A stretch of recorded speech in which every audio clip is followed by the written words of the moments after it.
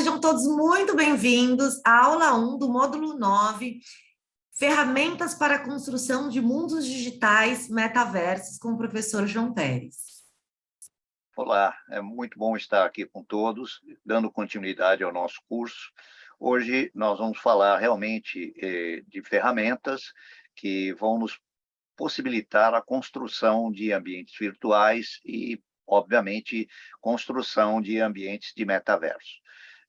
Neste módulo 9, aula 1, realmente o foco de conteúdo está centrado em aplicações, em ferramentas, em softwares que vão nos auxiliar à construção. Então, apresento aqui como material básico um guia traduzido em português do Unreal Engine, versão 5, que é a última versão da ferramenta, porque ele traz para nós aqui algumas especificações das necessidades de estrutura, né, para poder desenvolver. Estrutura que eu digo é capacidade computacional da máquina do desenvolvedor. Então, infelizmente, para trabalhar com alta resolução, para trabalhar em ambientes imersivos 3D, se faz necessário ter uma boa controladora, né, uma GPU, uma controladora gráfica, né, no computador e um bom processador com bastante memória para que isso funcione. Da mesma forma, trago uma visão aqui que é genérica, que, na verdade, quando eu penso em construção de um mundo virtual, eu estou pensando também na sua estrutura de monetização. Então, eu tenho que me preocupar com toda a parte de blockchain e oferta desses serviços, já que não vale a pena eu desenvolver este lado também. Quer dizer, eu não vou criar uma moeda própria, posso até criá-la, mas através já de uma plataforma de blockchain de mercado. Então, aqui vai um exemplo. No pós-aula, estou indicando uma ferramenta que é muito usada no mercado, a Blender, e estou dando aqui um livro bastante pesado, de 947 páginas, que traz toda a parte de design, de projeto, fala sobre todas as características para que você desenvolva um ambiente virtual, um ambiente de jogos, um ambiente de mundos fictícios ou mundos virtuais dentro da internet. E, obviamente, também mais uma ferramenta, como o sexto volume aqui, que é um guia em português, né? De uma outra ferramenta, já que nós estamos falando do Unreal, estamos falando do Unity 3D também. Mas vamos lá. Para que a gente possa compreender, então, tudo que nós vamos falar, eu trago aqui quase que uma declaração inicial, que nós temos que rever algumas coisas que nós já vimos em módulos anteriores.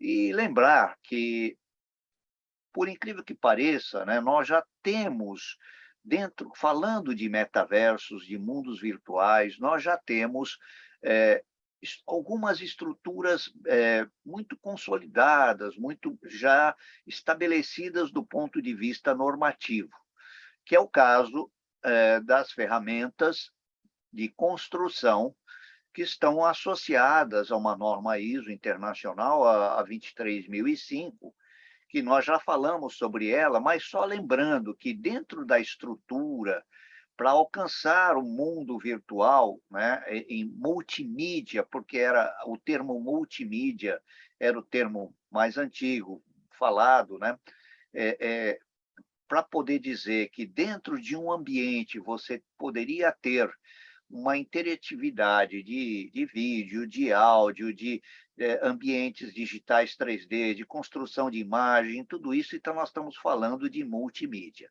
Quando a gente olha isto, a gente sempre vai ter uma visão do mundo real para o mundo virtual e do mundo virtual para o mundo real, ou seja, isso significa que na interatividade desses ambientes eu sempre tenho I/O, input, output, eu sempre tenho entrada de dados, saída de dados, ou seja, no caso, entrada de dados são baseados nos sensores do mundo real, né, sobre os usuários do ambiente, E a saída, né? O output é sempre os atuadores, ou seja, é a resposta, seja ela por áudio, seja ela por qualquer tipo de interferência visual que possa acontecer. Então, olhando um paralelo a isto, aqui deste lado, então eu tendo o mundo virtual B aqui como representação do primeiro mundo virtual, ele traz aqui, entre parênteses, né, o número, por exemplo, 3, 4, 2,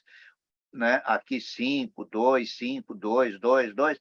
Ou seja, esses números aqui, eles se referem à norma ISO, por exemplo, 27.005, parte 3, a 23.005, parte 4, 23.005, parte 5, e assim, obviamente, ele nos endereça as partes desta norma que tratam dos assuntos necessários para que este ambiente funcione.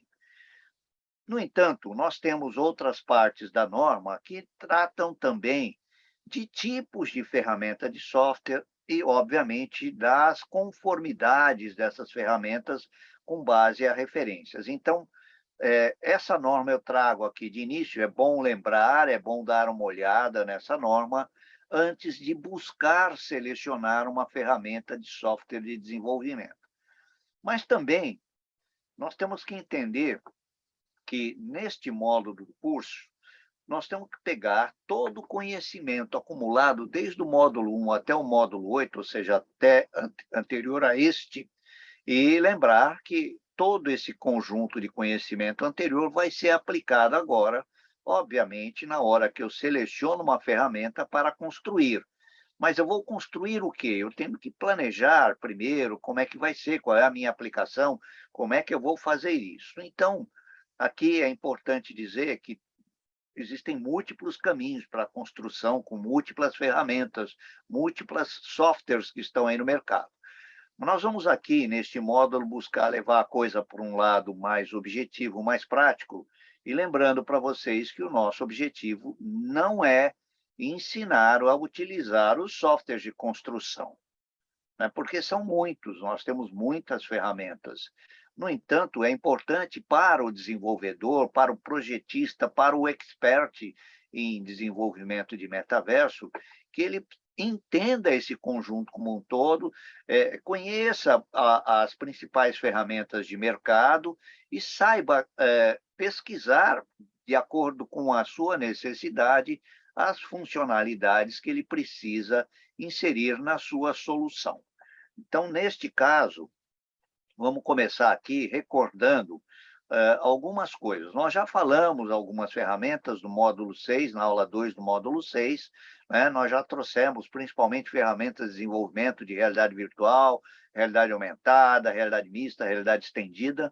E é importante que a gente lembre que existe aqui, entre as principais ferramentas e plataformas que nós temos hoje, com facilidade, com automação, com exigência de pouco conhecimento de desenvolvimento de software, nós temos aqui algumas plataformas que elas foram focadas no desenvolvimento de games, de jogos. No entanto, quando eu penso hoje numa arquitetura de metaverso, quando eu penso em ambientes, em mundos virtuais, etc., existe vamos dizer assim, uma divisão muito tênue, muito simples entre o que é um game e o que é um metaverso. Na verdade, quando eu olho uma paisagem, como nesta figura aqui, eu estou vendo uma paisagem única, mas a linha que divide o que é metaverso, o que é game, é apenas uma linha fictícia, uma linha de estratégia ou de aplicação. Então, é importante a gente entender que as nossas principais ferramentas citadas neste módulo do curso, elas estão focadas principalmente naquilo que passa a ser prático. Então, elas vão estar aqui sendo faladas, né? E vamos lembrar que também estou trazendo aqui uma outra estratégia, principalmente porque nós temos no mercado, isso já foi falado também, desde as plataformas de desenvolvimento, que são em tempo real, web, os SDKs, os kits de desenvolvimento, assim como nós temos os softwares que são proprietários, mas nós também temos os softwares livres, os softwares abertos, gratuitos. E eu posso dizer para vocês que hoje 99% dos softwares proprietários que estão disponíveis no mercado também disponibilizam uma versão gratuita para que você possa testar, entender as funcionalidades e aí sim, depois de teste e entender, você poder adquirir as ferramentas para uso mais profissional.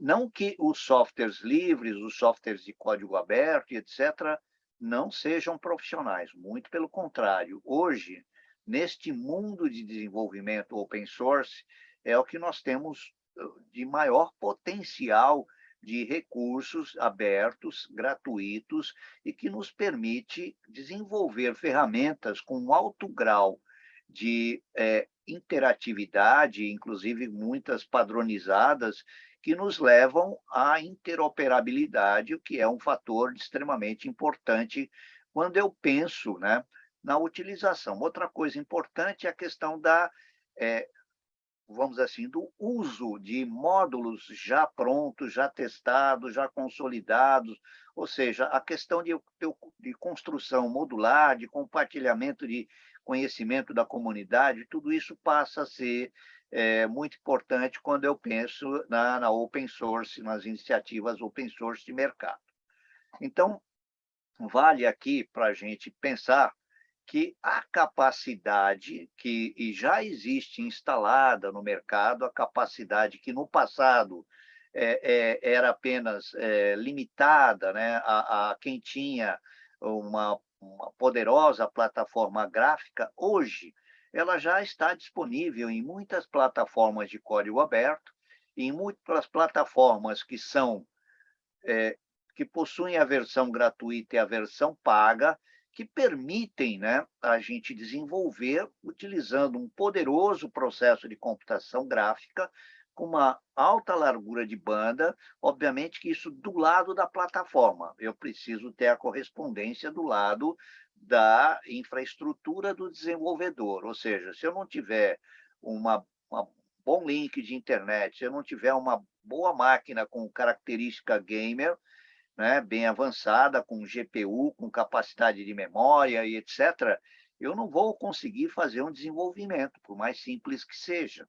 Né? E eu vou mostrar isto aqui neste módulo hoje, a questão do requisito necessário para eu poder desenvolver com uma ferramenta gratuita. Então, é importante a gente dizer que existem já ambiente computacional gratuito com alto poder computacional de graça para que a gente utilize na plataforma. Eu não preciso construir uma plataforma altamente avançada proprietária para fazer isso. Então, vamos em frente.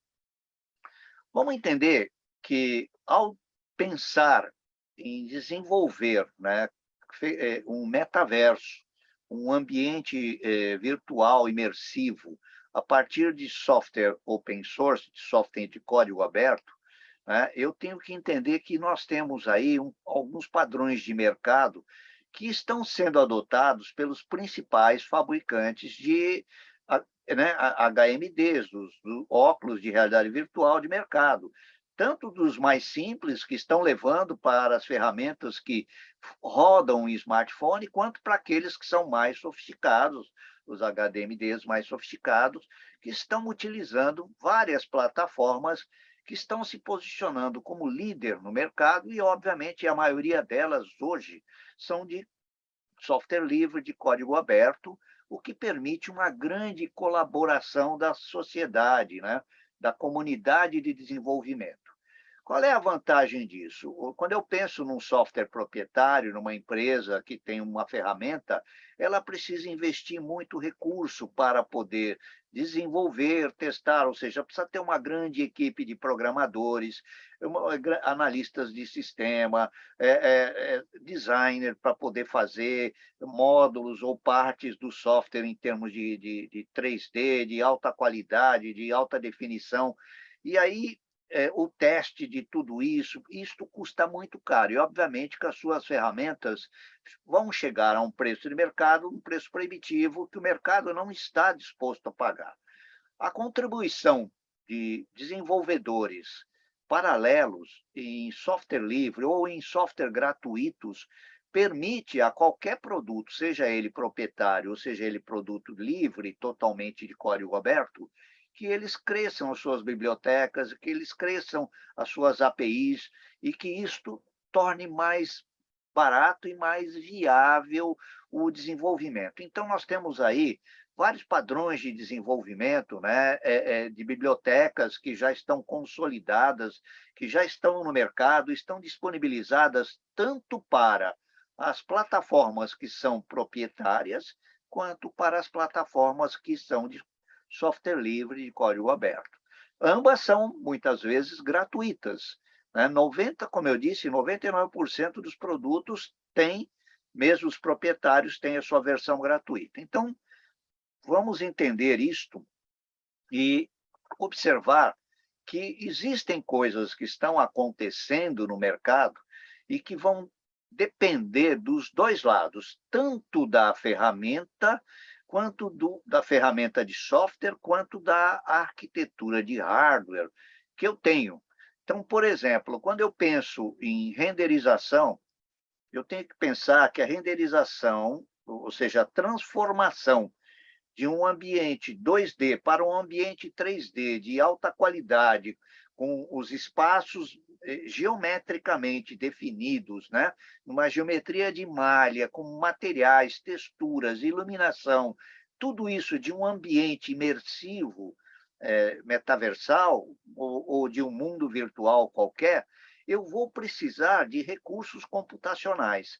Não só recursos computacionais do ponto de vista das ferramentas ou das ferramentas de software, mas também da capacidade de hardware.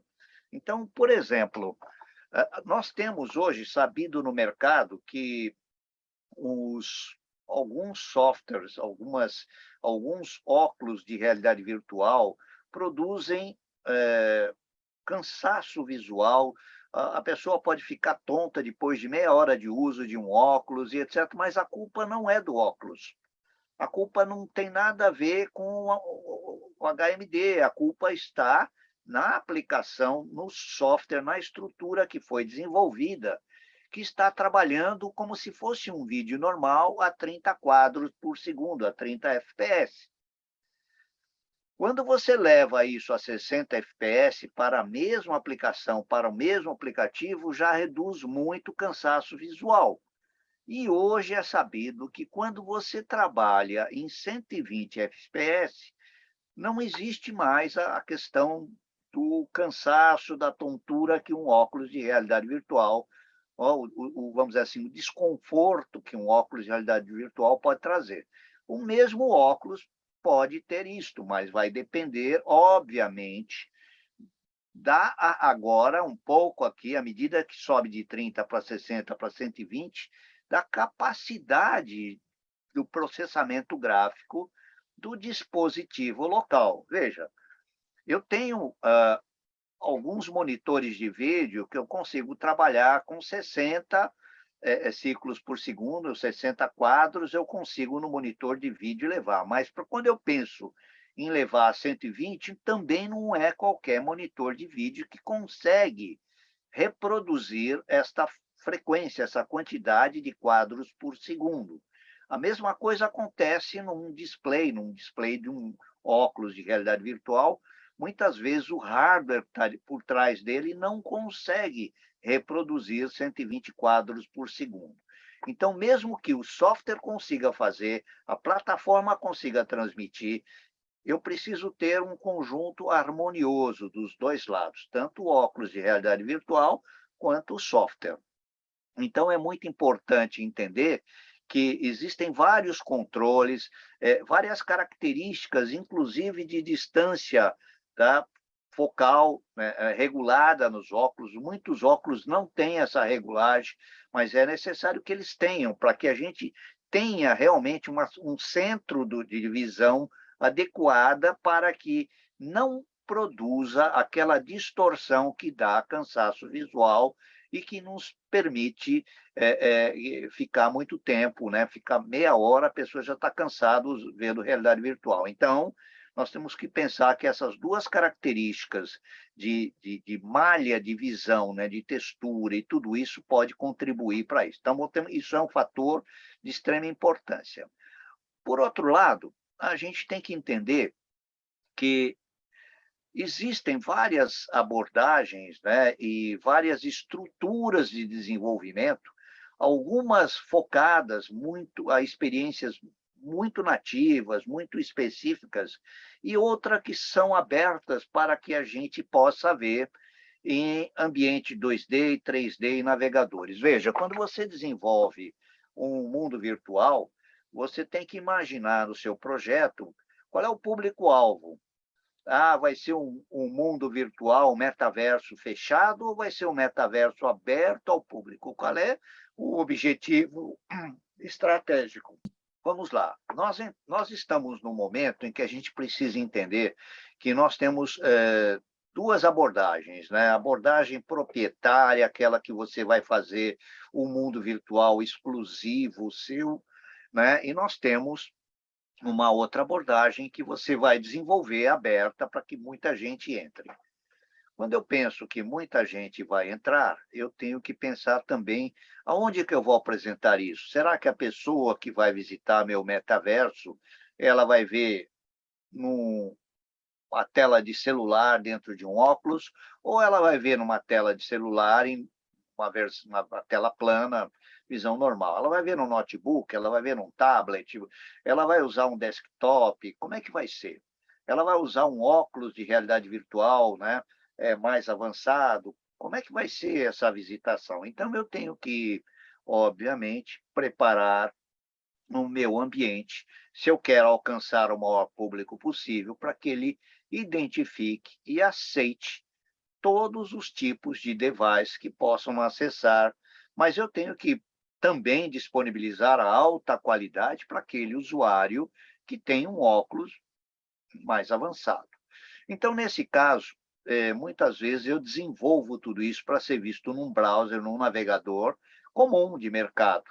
E a partir daí eu tenho que utilizar ferramentas, plataformas, estruturas, drives, APIs que permitam fazer isso. Então, é muito importante entender que nós temos um, um conjunto de empresas hoje, grandes empresas do mercado, as mais famosas, inclusive, né, estão aqui, inclusive a Meta, a Microsoft, vamos dizer, todas as grandes companhias, né, inclusive o W3C, que organiza esse processo todo, que estabelece os padrões, etc., participando de um consórcio, de um fórum de estandarização, para que a gente possa ter padrões para que as ferramentas de mercado utilizem ou disponibilizem. Então, de acordo com a sua necessidade, você tem que entender como é que isto vai ser levado, quais são, vamos dizer assim, as APIs, as interfaces que você vai utilizar para a sua aplicação.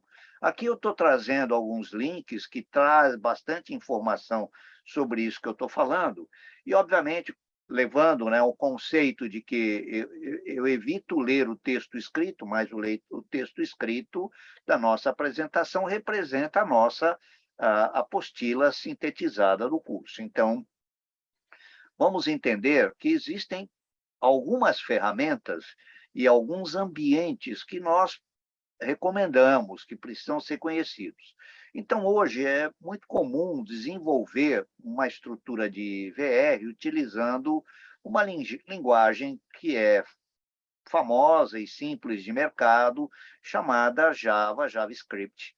É uma linguagem fácil de ser aprendida, mas, obviamente, através dela é possível, com algumas plataformas, algumas ferramentas, alguns modos de mercado, desenvolver uma aplicação. Então, aqui a gente traz uma indicação do iFrame, né, que é uma biblioteca de ferramentas que permite, que oferece que você desenvolva junto com JavaScript e HTML, que são as ferramentas padrões hoje para você desenvolver um website, tá? Que você desenvolva um website junto com o iframe, dentro de todas as estruturas que ele oferece, para que você possa desenvolver ambiente 3D, com imersividade, utilizando gráficos, né? Usando no navegador com HTML5, né? E tudo aberto, tudo gratuito, então é muito, muito importante. Eu digo assim, olha, visite, por favor, o iframe.io, né, que é um website muito interessante de ser conhecido e precisa ser estudado para que vocês entendam o simples que eu estou falando, mas ele é um instrumento de construção de ambiente 3D para, obviamente, iniciantes, para aqueles que têm um pouquinho de familiaridade ao desenvolvimento de um website em com JavaScript, com ambiente HTML, e então ele é realmente muito fácil de ser aplicado. Por outro lado, eu tenho que pensar que, à medida que eu vou construir o, o meu mundo virtual numa plataforma, eu preciso selecionar a minha plataforma de maneira onde eu vou hospedar o meu mundo virtual, que ela seja uma plataforma capaz de suportar vários requisitos. Esses requisitos, eles estão ligados principalmente a determinadas bibliotecas de elementos gráficos que já estão prontas. Então, a questão de desenvolver um ambiente 3D e colocar objetos nesse ambiente, de criar uma árvore, de criar um solo, de criar uma rua, de colocar um carro, a representação de um carro, de colocar uma representação de uma praça, várias coisas, vários objetos. Eu posso até me servir de bibliotecas abertas que estão aí no mercado, eu tenho como fazer isso, mas é necessário que a plataforma onde eu vou hospedar e a minha ferramenta de desenvolvimento, meu software de desenvolvimento, ou as várias ferramentas sejam integradas e uma converse com a outra e habilite que eu faça isso. Então, vamos pensar assim: eu tenho sempre um lado de desenvolvimento e eu tenho um lado onde a minha plataforma vai funcionar. Então, quando eu olho que toda a ferramenta de desenvolvimento eu vou rodar num web server, aqui nós estamos falando de software livre, de código aberto, então eu estou falando aqui, obviamente, de um web server Apache, né? Um web server aberto, que representa a grande maioria da internet, né? Por outro lado, quando eu estou pensando em utilizar determinadas bibliotecas que estão aqui, com as suas APIs abertas, disponibilizadas, integradas a qualquer ferramenta, eu tenho que pensar que a plataforma que eu vou hospedar, ela também tem que suportar um web server VR, de espaço de realidade virtual. Ela tem que suportar isto. Nem todas suportam. Eu tenho que escolher uma plataforma, seja ela paga ou gratuita, mas veja, eu tenho que ter o meu web server, né? E tenho que ter o meu VR server. Então, né? E, obviamente, outras, a questão de levar filme, meu server de stream, né? Que é onde eu posso levar outras bibliotecas para dentro do meu ambiente de VR. Então, é muito importante, aqui nós estamos dando algumas dicas, né, de biblioteca, do que você pode usar, do que você pode fazer. Não entendam como uma recomendação, mas apenas uma indicação de que isso está no mercado, está disponível. No caso aqui, nós temos uma biblioteca que tem mais de 500 mil modelos gratuitos, mas ela também tem modelos pagos. Então, ambientes que são funcionais, pagos, que eu posso já carregar pré-feito, não preciso, vamos dizer assim, desenvolver a roda de novo. A roda está pronta lá, eu tenho que usá-la em N motivos. Então, eu tenho várias aplicações, vários modelos que eu não preciso reinventar a roda. Eu vou lá, pego uma biblioteca e levo, integro ao meu projeto. Então, muito importante entender isso. Por outro lado, também é importante que todo mundo entenda que a maioria das estruturas de open source, de código aberto, elas trazem, né, um custo por trás. É gratuito, entre aspas, porque existe sempre a necessidade de você aprender a usar. E para aprender a usar, você precisa de capacitação, precisa se treinar, precisa de tempo, de exercitar, de fazer. Então, obviamente, isso tem um custo. Um programador para uma plataforma open source, ele tem que, no mínimo, ter estudado, ter exercitado, ter prática, ter experiência nisso, para poder se sair bem no desenvolvimento, seja lá de que aplicação for. Mas é importante dizer que nós temos padrões, estruturas, né, da Free Software Foundation, da Open Source Initiative, e aí nós temos plataformas como a própria Meta, né, olhando para a Metaverso, ela já tem a sua área de open source, a Microsoft tem a sua área de open source, e N outras organizações têm a sua área de código aberto, aberto para desenvolvedores, porque isso é uma vantagem para eles. A vantagem é que quando você desenvolve alguma coisa nova, você contribui com isto para outros usuários poderem se aproveitar dos seus módulos de desenvolvimento. Então, isso cresce, né, a própria e reduz o custo operacional de uma plataforma como Meta, como da Microsoft e etc. Aqui eu estou trazendo um artigo recomendando que vocês leiam as 7 principais ferramentas e estruturas de código aberto para desenvolvimento de metaverso. Ela foi publicada em 30 de junho de 2022 e me pareceu bastante coerente, analisando o que ele está falando, o que ele está ofertando, e trago aqui o link para vocês. Eu recomendo a leitura porque é uma leitura complementar e não é o professor João Pérez que está dizendo, olha, veja essa ou aquela outra ferramenta. Aqui é uma opinião isenta de uma outra pessoa dizendo sobre as principais ferramentas de mercado.